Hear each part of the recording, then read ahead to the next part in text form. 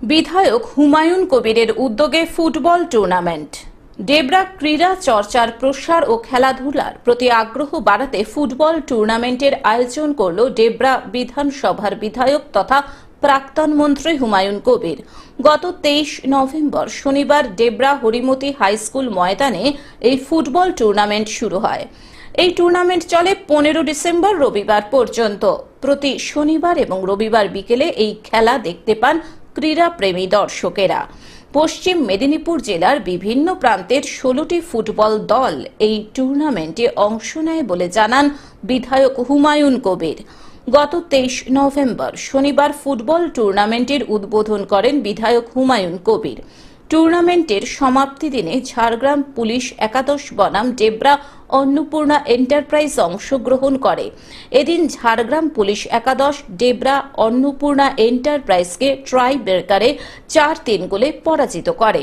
Football tournament শুরু হওয়ার আগে ক্রীড়াপ্রেমী মানুষদের নিয়ে সৌহার্দ্য ও সম্প্রীতির বার্তা বহন করে একটি বর্ণাঢ্য শোভাযাত্রার আয়োজন করা হয়। পরশু এই ফুটবল টুর্নামেন্টের ফাইনাল খেলা অনুষ্ঠিত হয়।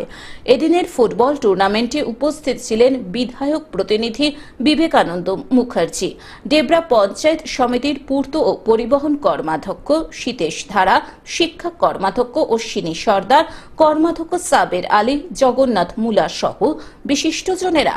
ডক্টর হুমায়ুন কবির বলেন, মূলত ছাত্র ও যুব সমাজের মধ্যে খেলাধুলার প্রতি আগ্রহ বাড়াতে এবং জেলায় ক্রীড়া চর্চার প্রসার ঘটাতেই এই উদ্যোগ।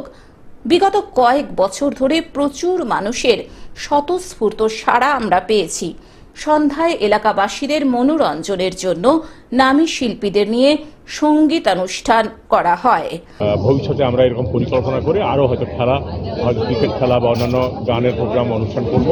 আজকে আমাদের পুরস্কার বিতরণী অনুষ্ঠান একটু আগেই শেষ হয়েছে এবং এরপরেই যেটা হবে গান, খুব মননশীল গান আমাদের এখানে পরিবেশন করবেন আমাদের যে Satyajit Ray film and television institute আছে তার প্রফেসর তিনি শুভজিৎ, তিনি এসেছেন তার টিম নিয়ে।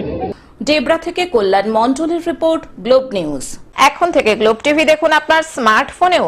গুগল প্লে স্টোর অথবা অ্যাপল স্টোর থেকে ডাউনলোড করুন গ্লোব টিভি লাইভ অ্যাপ। এছাড়াও জিও টিভি অ্যাপ থেকেও দেখুন গ্লোব টিভি লাইভ।